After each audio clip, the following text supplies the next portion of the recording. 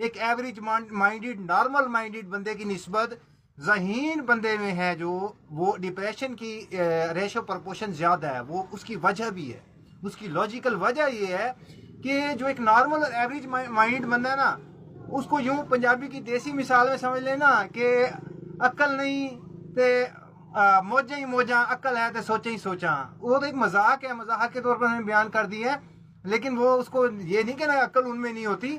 बात ये है कि जितना बंदा इंटेलेक्चुअल होता है ना, जितना बंदे के अंदर फिर जहानत आती है, फिर बंदा को चीज़ों के इफेक्ट्स भी, पहलू भी उस हिसाब से उतनी गहराई से नजर आना शुरू हो जाते हैं।